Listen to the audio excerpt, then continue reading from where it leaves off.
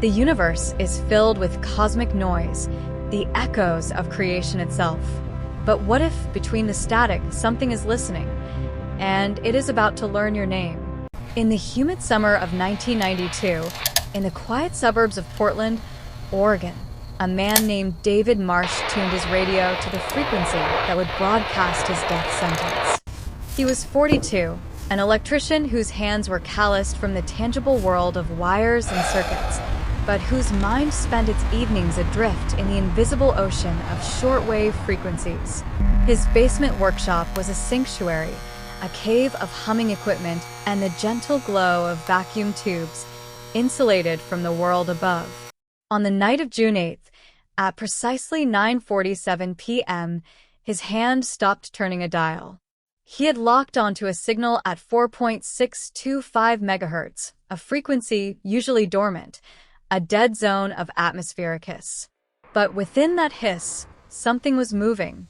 A pattern, a voice, clawing its way through layers of distortion, speaking in what his trained ear recognized as reversed audio. His heart hammered against his ribs, a frantic bird trapped in a cage. This was different. This wasn't a numbers station or military chatter. This felt wrong.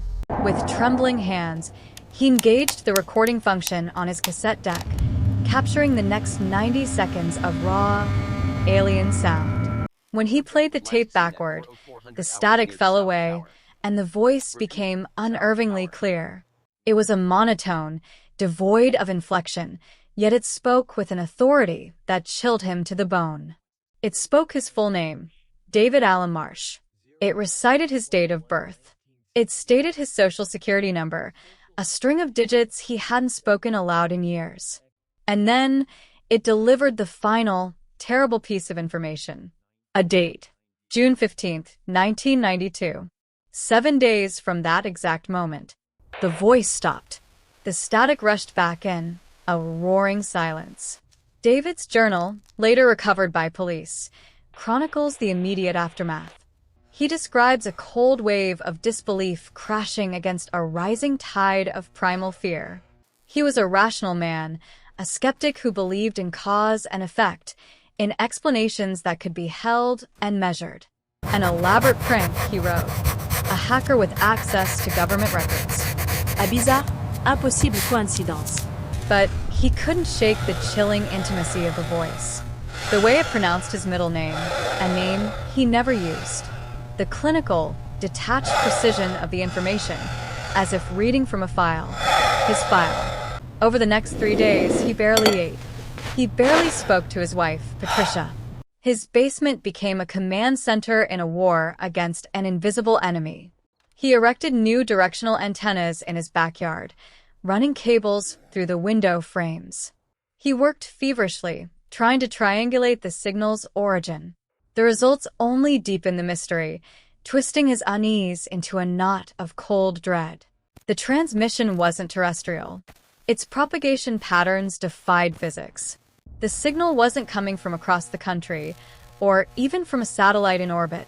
His calculations, checked and rechecked until the numbers swam before his tired eyes, all pointed to the same impossible conclusion.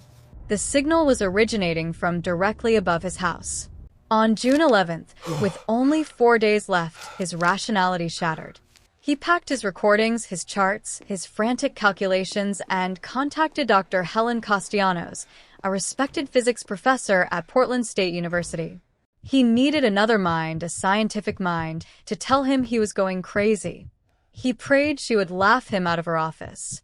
She didn't, because the signal had returned. Every single night, at 9:47 p.m., it tore through the static on the same frequency. And each transmission was worse than the last. The voice no longer just recited data. It shared memories. It described the scar on his left knee from a childhood fall. It recounted a private, whispered conversation he'd had with his wife just the day before. It spoke of a recurring nightmare he'd never told a soul. And each time, the broadcast ended with the same cold, immutable statement. June 15th, 1992. Dr. Castellanos, A woman who had built her career on the bedrock of empirical evidence found herself staring into an abyss. Her initial report, which she later fought to have buried, was filled with language more suited to science fiction than a university lab. The transmissions, she wrote, were inconsistent with any known broadcasting technology. The signal exhibited quantum properties, seeming to flicker between states of existence until the moment of observation. Most disturbing of all, embedded within the voice's waveform, were mathematical structures that screamed of temporal displacement.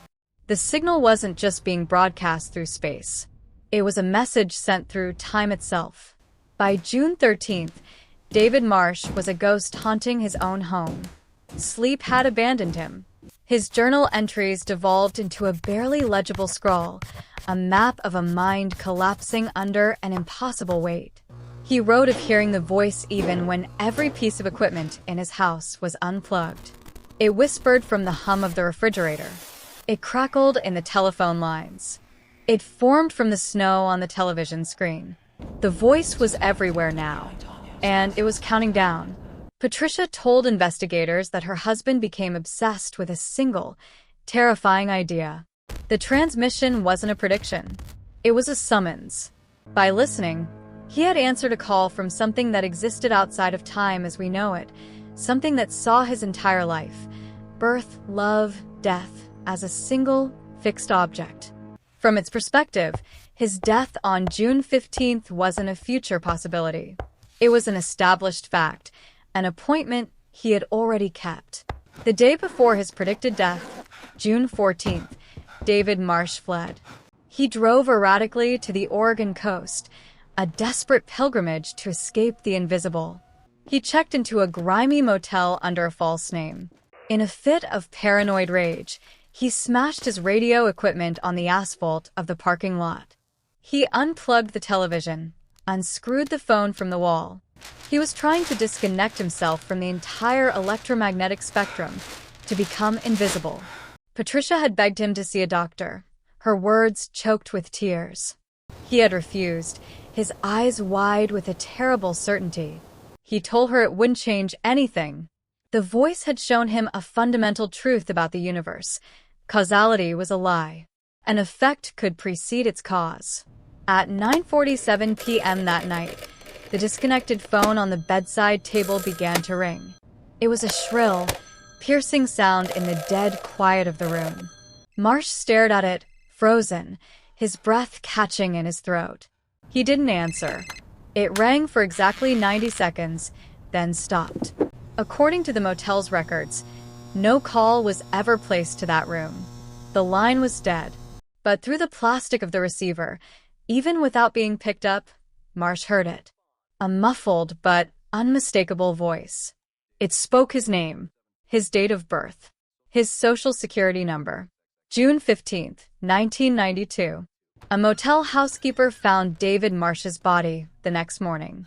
He was on the bed, fully clothed, his eyes wide open, staring at the ceiling as if witnessing some final, incomprehensible revelation. The initial cause of death was simple: cardiac arrest. But the autopsy performed by Dr. Raymond Foster revealed a truth that defied medical science. Marsh's heart had, indeed, stopped at 9:47 p.m. on June 14th. But the rest of his body had not. His other organs continued to function. His brain showed electrical activity consistent with full, terrified consciousness. He had remained alive, his heart a silent, useless lump of muscle in his chest, for several hours. It was as if something had reached into his very being and simply switched it off, while leaving the terrified mind inside to linger in the ruins.